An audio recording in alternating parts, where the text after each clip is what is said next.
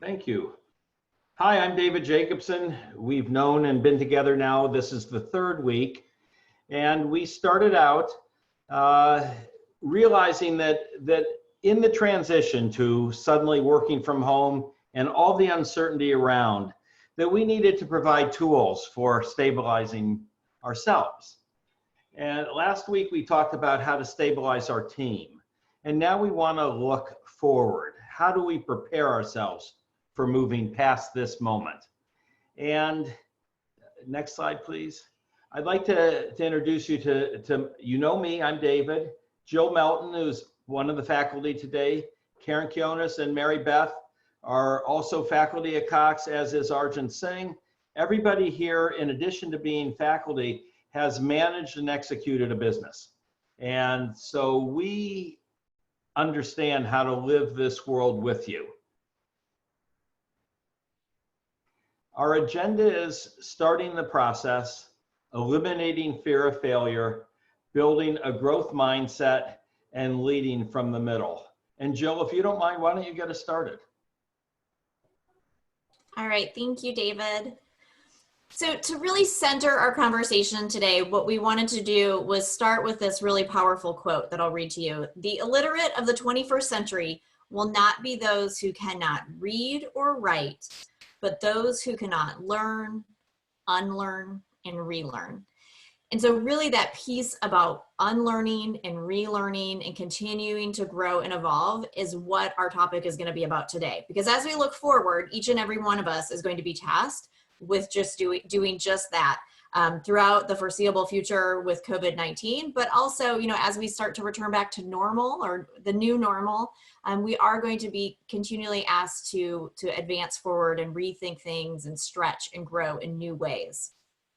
But before we can do that, before each and every one of us can really spend some time getting into that growth mindset, I think it's really important that we all just take a moment and acknowledge the current situation. Because in order to fully move forward, you also have to acknowledge the present and kind of reconcile it a little bit.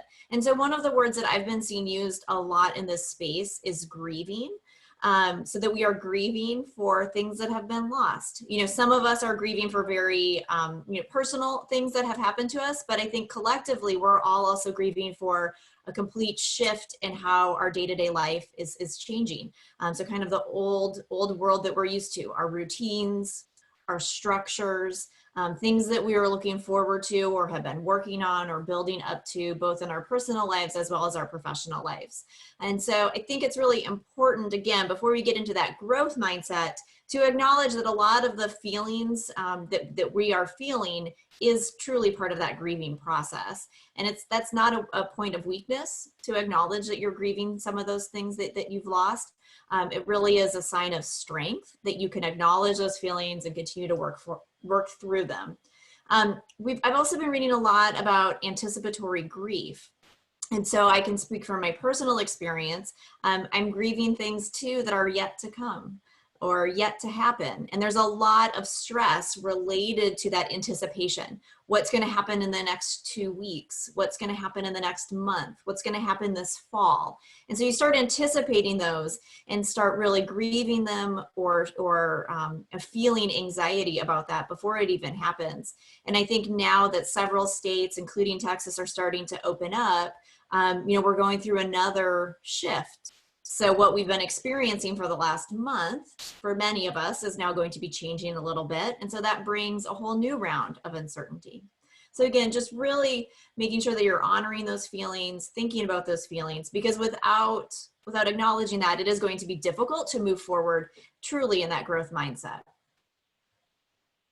As we shift to talk a little bit about goals and that growth mindset, I always think this quote is very powerful, that a goal without a plan is just a wish. So language around, well, I hope this happens, or I hope I'm able to do this, or I hope I'm able to carry on a growth mindset, that's a nice hope, it's a nice dream, it's a nice wish, but without the plan, you won't ultimately be successful. And that's what we're here to do today, is give you those tools so that you can put that plan into place so that you don't have a wish, that you have a goal when you're leaving today. And what will that plan look like? I think for most of us, especially myself, I'm very type A, very linear. This is how I like my goals and plans to look. A clear starting point, a clear step 1, 2, 3, and a very nice, neat end point. A lot of times this is what our plans feel like.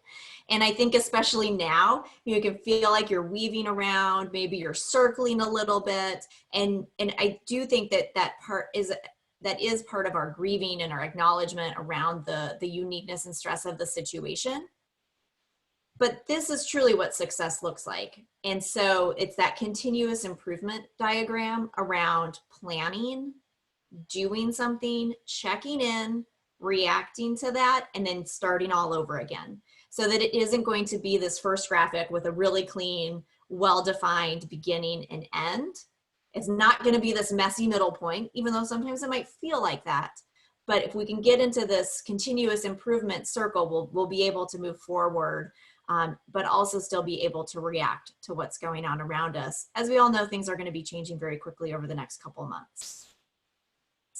And as our team was working on the presentation for today, we really started thinking about how we could give you some tools to be able to frame things up and really organize your thoughts and make sense of it. So as we're going through the presentation today, I want you all to visualize this graphic here where you're taking personal and work, so kind of dividing things that are going on both in your personal and work, and then also dividing things between what you want to eliminate or minimize. What are some things you can dump, things you can get rid of, or things that are no longer relevant or as important? And then what are areas where you can build and grow and do? And so those, in each of these boxes, you'll have very different goals, structures around how to achieve those goals, and even different mini plans. But I think being able to even organize them across these 4 quadrants will help the task feel a little bit more manageable as you're looking at how you want to move forward. So with that, I'm going to pass it off to Karin, who's going to talk a little bit more about eliminating fear. Thanks, Jill. And so part of my goal for you today is to kind of set you up to be ready to hear the rest of the talk. This idea of eliminating our fear of failure, I mean, maybe reducing fear of failure is probably a better term. In times of uncertainty, this can be especially difficult. And so thinking both about that professional and the personal level. And oftentimes when we're in kind of an unproductive uncertainty, we're just panicking and spinning our wheels, kind of like that diagram that Jill had there. So what are some tools to help become more productive? And one is to remove your blinders. So if you think about a horse that really does need to focus just on the road it's on, they put on those blinders, and that helps reduce distraction and fear.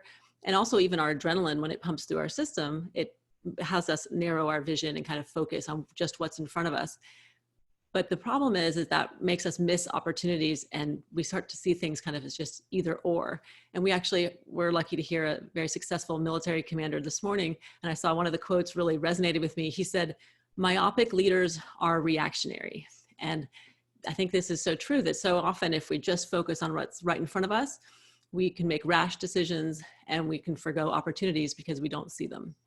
So learning to view choices in the world not as just good or bad, go or no go, is that idea of removing the blinders. Of stopping the dichotomous thinking. So thinking about having more than 2 choices. We're not just quarantined or not. And as Jill alluded to, we're starting to see that we're going to be adjusting. Manufacturing plants, offices are starting to have maybe more varied schedules with some people at home, some people not. The way it looks to fly on an airplane is different, no more middle seat. Eating in a restaurant, selling your products, how we communicate with family or graduations, all these things are changing. So it doesn't have to be an either or, not that dichotomous choice. And so I think a way of thinking about how can we get unfrozen and get out of that unproductive panic is to examine those broader possibilities and kind of reframe what's normal. We can be successful with that. And in uncertain times, the ability to kind of zoom out for the big picture and then to zoom back in on immediate actions that are necessary is going to help us to execute. I think a nice analogy is to think about hiking a trail. You would want to look at the overview of the map, figure out what the big obstacles are. There's a mountain range over here, a gorge over there, and see kind of your general goal of where you want to head. But then you need to focus again on the trail right in front of you so you don't trip over a route, and maybe hopefully enjoy the flowers along the way too. So being able to assess the big picture, but then tune out the noise and respond decisively and then execute is going to be important. And how do we get our brain to do this? If I could have the next slide. You heard Jill allude several times to this idea of growth mindset. And I talked about this in the first talk as well. And it's a basic idea, but it really is important. And it's going to be what allows us to be successful in moving forward. The first talk was about stabilizing yourself and then stabilizing the team. And so now we're looking at how do we move forward? And that requires us to be able to learn from our failures and view this as an opportunity to grow. If you view a failure or a challenge as an opportunity to learn what didn't go well, what did go well, how can I be better next time, versus just a reflection of who you are. If you fail at something and you just view that as, well, then I'm not good at that task, I can't do that, we're not getting everything that we can out of that opportunity. So if you think about training, even when you send somebody through training, you want to give them challenging opportunities so that they don't always succeed, because that's how we learn and grow. So remember the power of the word yet that I mentioned a little bit in that first talk, because you may not be good at something yet, but you can get better at it. And so this is something that if we can all try to really think about our failures and our missteps as learning opportunities, not just for ourselves, but if you are in the position where you're leading others, think about those around you too. When they make a mistake, how is it that they can learn from that? Perfectionism is probably going to be a liability right now. During times of crisis, I think we should all channel our inner Voltaire, who said, best or perfection is the enemy of good.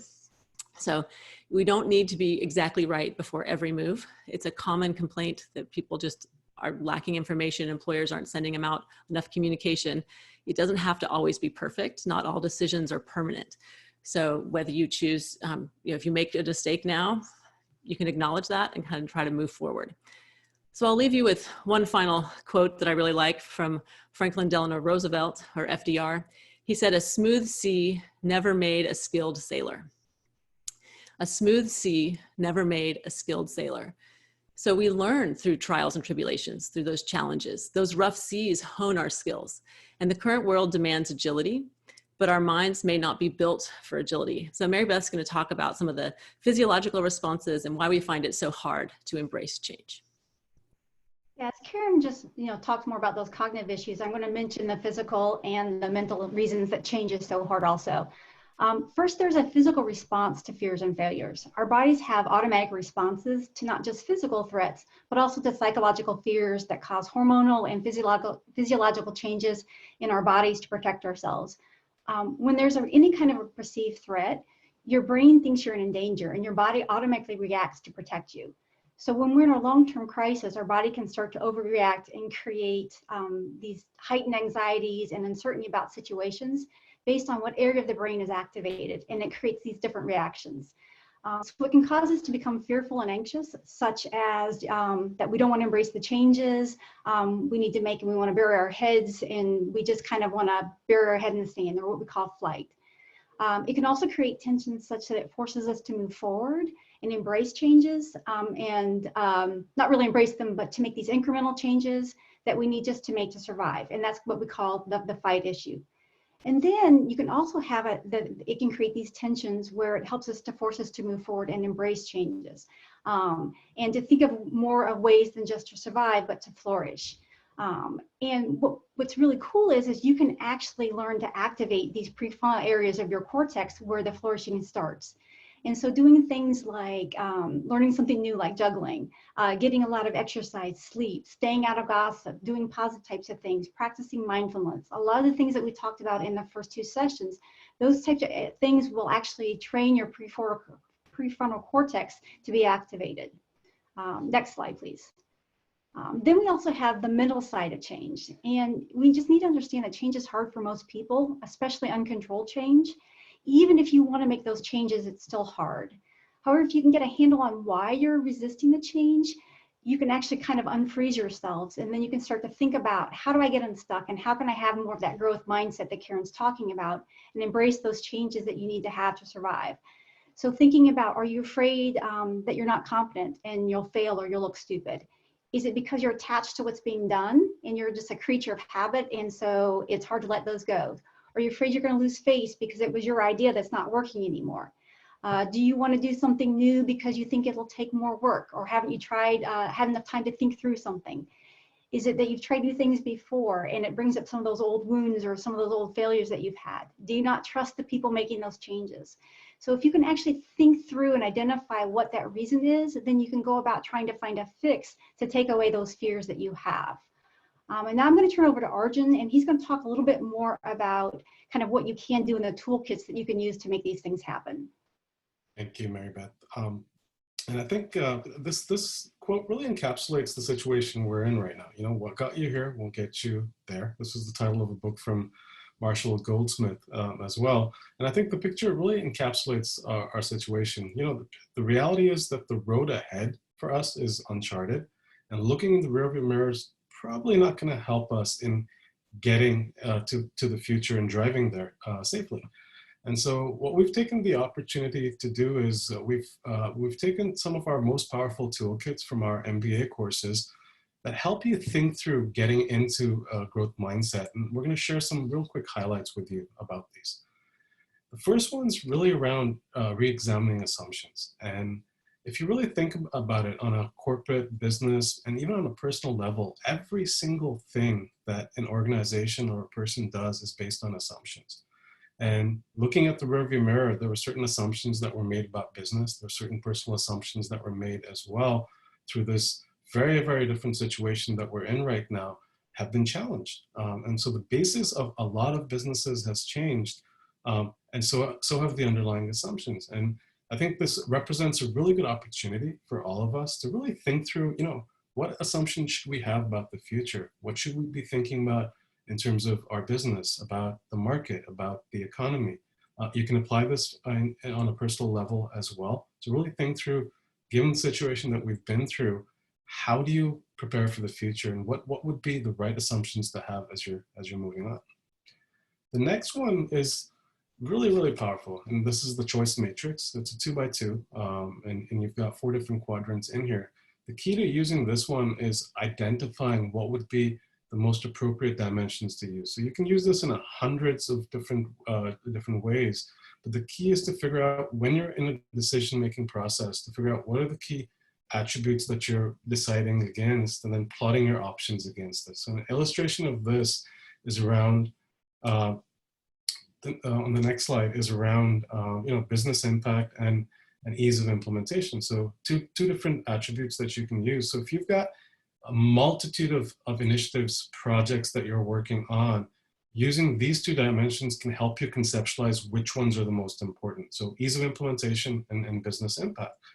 And if you end up with projects that are on the top right, which means high ease of implementation and high business impact, these are your quick wins. These are the most desirable opportunities that you can go after to create a tangible impact. And then and the inverse of that is the ones on the bottom left, which are hard to implement and very limited business impact. You can filter out the ones that fall into this bucket as not being ones that you don't want to really pursue. Yeah? And so there's different ways to use this. Another toolkit that we found very useful is the business model canvas. And this is basically an illustration of the value chain of an organization and the various different key stakeholders that you interact with. So everything from partners, activities, resources. The core is in the middle, which is your value proposition. You know, for the customers that you're going after, what is your value proposition? And then the bottom part is really around, how do you bring it to life? You know, what are the challenges you go after? What does your cost structure look like, and your revenue streams?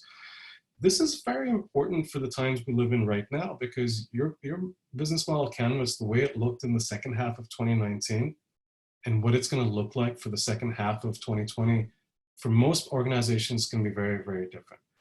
For a lot of them, it's going to represent a lot of opportunities that you can capitalize on. And for others, there's a lot of risks that you're going to have to mitigate. But going through the exercise of filling this out will help you figure out, you know, where your growth opportunities are, and how do you really get into a growth mindset and prepare for the future as we're moving into this uncharted territory, as I've mentioned. And then lastly, I want to show you one other tool that's really very helpful. And so this is a customer and solutions prioritization. And so again, using the choice matrix, we've used 2 dimensions of customers and solutions, and then segmented it into existing and new. And so you end up with 4 different boxes.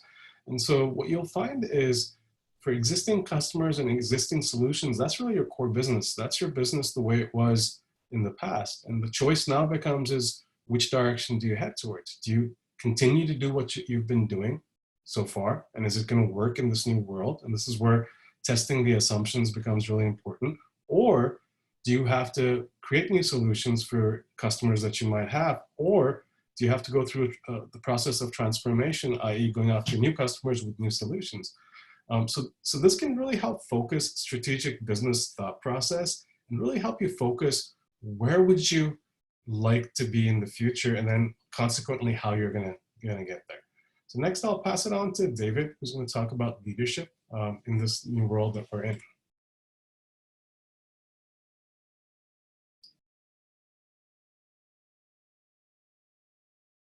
Thank you.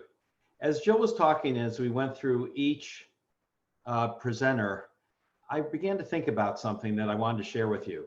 And that is that if there's one thing that's a constant that we've come up with out of this experience that we're going through, is that uncertainty is going to continue to be a constant. And ambiguity is going to continue to be defining the choices and the way we make choices. So the reason I say that is that we have a very good relationship with the other SMU, the Singapore Management University, which is also a good business school. And because I in particular have a very close relationship there, I get their faculty announcements. And for a long time, we kept reading in the news that Singapore, Taiwan, Korea were doing much better than the rest of the world. Then in early March, they announced that they were going to bring back students onto campus. And they did. They brought back students onto campus. So they were, some months ahead of us in this cycle. They brought back the students onto campus in less than a week. As they had opened up their community in the nation of Singapore, the pandemic wave came roaring back, much worse than the first one. And now they immediately had to put students off. They immediately had to go back to working. And there were people who were so shaken by that people were saying, I need to drop out of school. I can't cope with this. And the reason that I'm sharing this with you now is that the tools that we're giving you, from understanding and where you grieve to all of the rest, are those tools that are going to help us build agility. And if there's one thing that we will need going forward, it is agility. And agility is going to come from a couple of places, and we'll continue these tools, right? So many people in the last 2 sessions have asked us about how they influence their organization, because they're not at the top, they're not at the bottom, they're leading somewhere in the middle. And you have to remember this, we as ourselves, but even the most senior people in the organization are living with the same uncertainty that we have. We get an announcement that we're going to be back on campus in the fall. Can we depend on that? That depends on so many things that are out of control, right? And we'll see if we can. But leaders don't have all the answers. And nobody's in a position to know all of this, which is why Arjan and Karin and Maribeth and Jill were saying that you have to be able to move forward, not with perfect information, but with the best information to make choices. So if you as a leader of your team don't have all the information, I can promise you that the leader of your organization doesn't have all the information either. Next, please. If you're leading from the middle, it's a different kind of leading. And it's a different kind of leading because you can't direct activities, but you can invite activities. And so, in fact, the most authentic kinds of leadership, even at the very top, is based on inviting a collaboration so that you're leading as a peer, not because you direct. Karin made reference to a very senior military officer who gave an earlier presentation today. And this was a person who had been the air support leader of the Special Operations Command for 5 years, which is very unique. And during that time, he flew in over 100 missions. He was always the first aircraft in, the last aircraft out. And he realized as he was leading all kinds of missions that he had to lead it as a peer, not as a superior. That means that we have to be technically competent, that we have to be able to persuade, not by virtue of hierarchical deference or authority, but we have to be able to persuade because we have insights that are based on fact. Influencing people to accomplish other things are going to create the synergies that we do together. Now, this is especially important because sometimes if you're leading from the middle, you have to be able to address somebody above you or 2 levels above you whose work is not supporting the collaboration of the team, maybe not even the alignment of the organization. And in order to do that, next slide, please. In order to do that, you have to remember the following. It takes courage, right? It takes courage. But since leadership is a relationship and leadership is everyone's business, there will be times, without a doubt, that you may be the person that has to gather the facts so that it's not emotional, that it's very dispassionate, that you are addressing an issue where you're asking a leader above you to do something different, but you're not doing it by being critical. You're going and sharing an experience, and you're sharing it on a fact-based way, and then inviting an experiment, perhaps, to try something different to see how the team and the organization responds. And just as for us, leadership is a process in self-development, that's true for the people above us. And at the very beginning of this, three sessions ago, I said I was talking to somebody in an organization that I do work with that is very high above me. And I opened my conversation with him. What challenges are you facing personally? And how are you doing? And he said not one person in his organization had asked him how he was doing. And it's very important that you take that liberty and that courage to be checking in with those to your side, to beneath you, to your peers, and above you.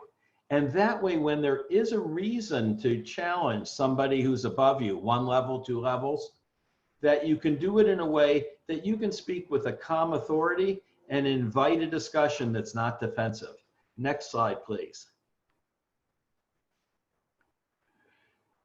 When you lead from the middle, it's really important, and especially if you're going above you, that you're inviting the discussion about what's possible, not what's wrong. And then before you do that, invite that discussion, you have to ask yourself, who cares? Because if nobody really cares, then you can focus on something else. But if people do care, that means that what you're working on is critical to the mission, which takes us to the next slide. So our missions are changing left and right.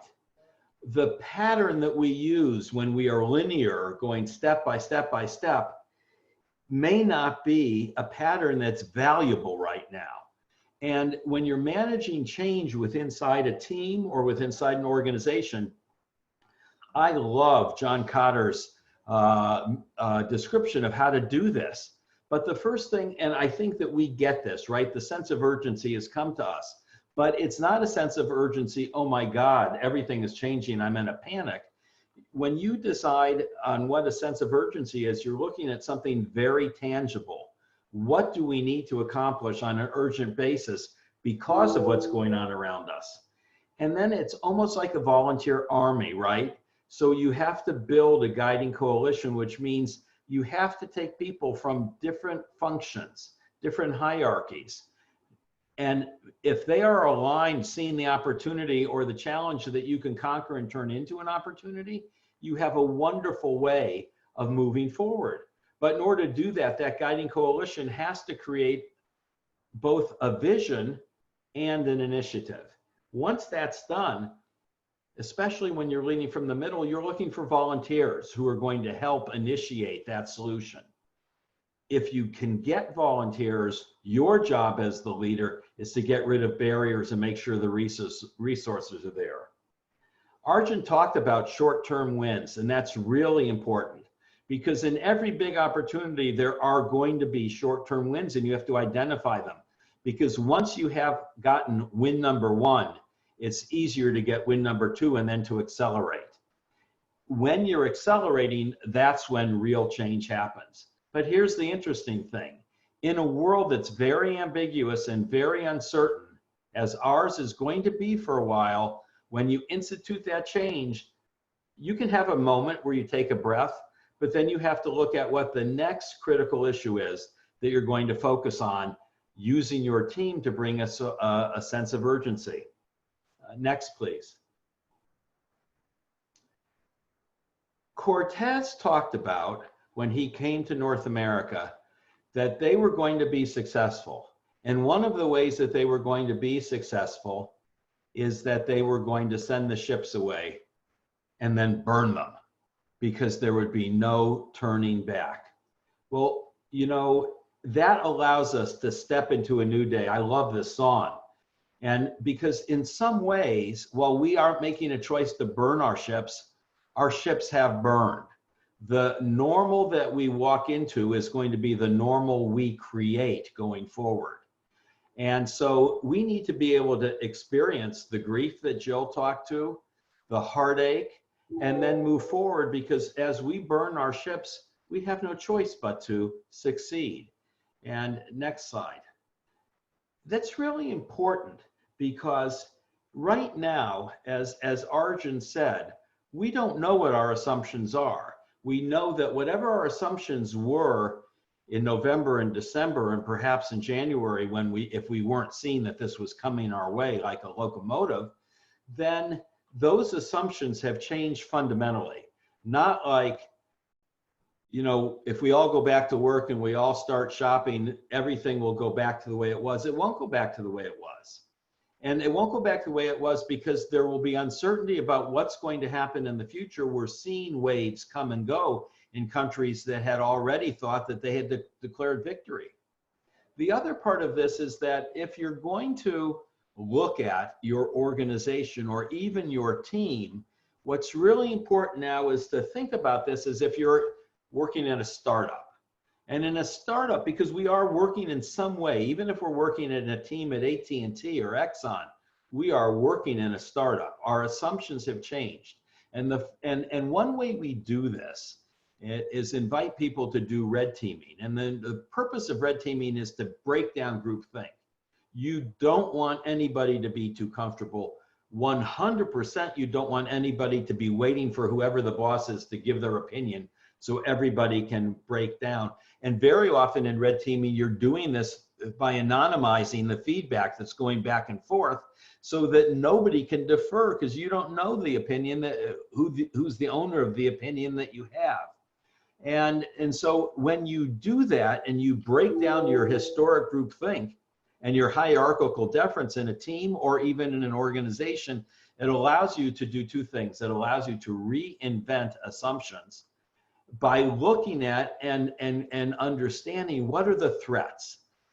Next slide, please. And one of the things that is very important when you're red teaming is that you assemble a team, and a good red team has the following characteristics. It goes across hierarchy and function, but it brings in strangers who have no skin in the game in terms of what the best answer is going to be, but are experts. So they're there to help disaggregate and challenge the assumptions as they're coming and force people to dig more deeply. You know, in the military, there's something called red teaming. In my past life, I taught a lot of special operations people about innovation in the field. I learned more from them than they learned from me. But one thing that was true is that in every time there was a pre-mission strategy session, they would bring in people whose job was to think like the enemy. And they would bring in intelligence people whose job was to think like the enemy. And their job was to counter whatever your strategy was, whatever the strategy was, and force it to dig more deeply and to anticipate. You may still keep the mission, but you anticipate what the reactions in the world are going to be. It may be the reaction from an enemy, a competitor, or an unintended force that throws everything off balance like a disease. If you're going to do this, I challenge you to find people in your team that you invite to this process that are outside experts that your team can trust. And then you have to hang on to your emotional intelligence. I don't know why we say EQ, I meant EI, but you have to hang on to your most emotional intelligence. Emotional intelligence means that you are able to say what needs to be said at the moment it needs to be said, and that you're able to hear what needs to be heard, even if you were trying to defend a position. In red teaming, there's very focused exercises, right? Because you're bringing in other people. So a team may identify their assumptions and create a strategy. The other part of the team is going to do everything you can to point out all of the weaknesses. Now, let me point something out. And when you're doing this, you're defining now. This is not a wish list or a to-do list. This has nothing to do with doing a to-do list about what we should be. This is envisioning your short term. And you're not creating a to-do list, you're creating an action plan that you implement immediately. You implement it immediately. This is action oriented. And in order to be action oriented, you are eliminating all the clutter that would say, well, we should do this and we should do that. No, this is what you're going to focus on now based on the challenge that you need to address that came out of the red team challenge of assumptions and what you're going to do. And usually the mission that you're creating is identifying an opportunity that maybe didn't exist. We're seeing that all the time now. And many of you, if you have been shopping for clothes or familiar with Zara and other companies that do what's called fast track fashion, where they see an opportunity, they launch it, and it's sold out and it never comes back because that opportunity was in the moment. Even technology companies now, even industrial companies, are identifying opportunities that they couldn't have anticipated that exist now, but you have to address them now because the world that provides that opportunity is going to change. Smooth sailing is really nice. I love FDR, but sailing inside a world that's churning is how we will get stronger. Next slide, please. I want to thank you, and we are very open to your questions. And please put them into the Q&A box, and we'll be ready to answer them. And Maribeth and Karin, this one may be for you. History tends to repeat itself. I believe self-reflection on the path you've taken is necessary to achieve your goals for the future. What techniques for self-reflection would you suggest? There's lots of techniques out there, and Karin probably has some too. There's a book called Finding Your True North. It's about authentic leadership, and they have an exercise in there that is talking about your crucible story. So your crucible story is something that has happened to you in the past. It could be a failure at a job, it could be a divorce, it could be a lot of different things. And it's a way to go back and to look at that and then kind of learn the lessons from that and kind of have that growth mindset that Karin was talking about and learn from those and then actually become who you are as a leader through that. And so that's a really good place to start, is kind of reflecting on some of those past experiences and then how it defines your values and how it defines now how you lead and how you, like I said, taking those lessons rather than staying in the past, how you take those forward with you. I would just add that thinking about making sure you avoid the hindsight bias, think about what you knew at the time. So if you're evaluating a decision that you made in the past or some choice you made, make sure you really remember, what did I know at that time? Because it's so easy now to look back and say, why didn't I sell all my stock 2 months ago or something? But what information did you have at the time?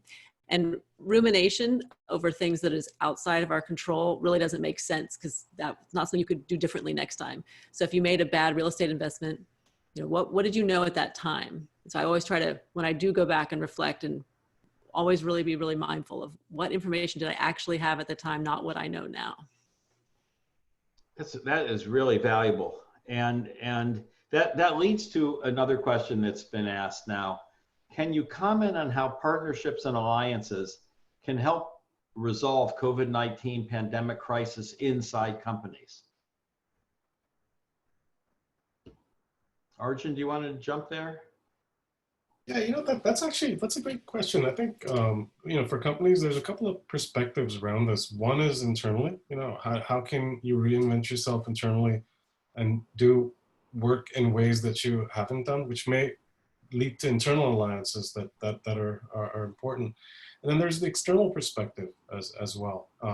So there's been a lot of work that's been ongoing to help companies collaborate together on finding a cure for COVID-19. That's the direct relationship there.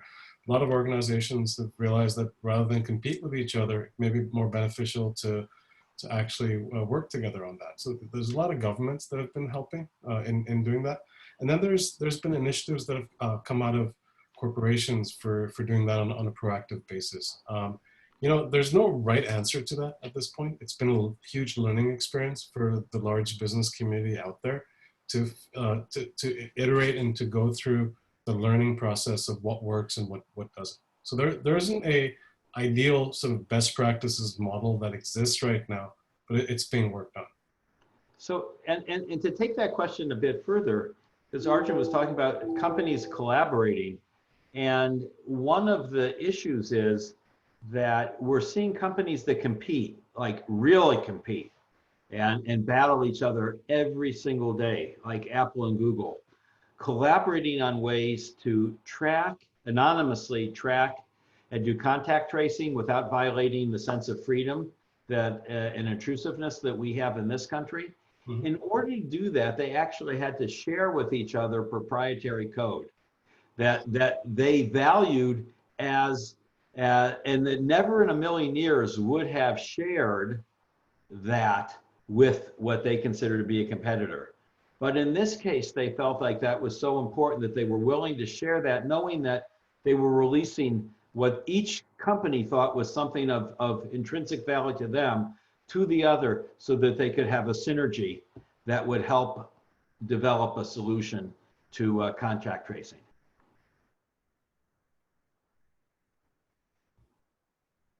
Other questions?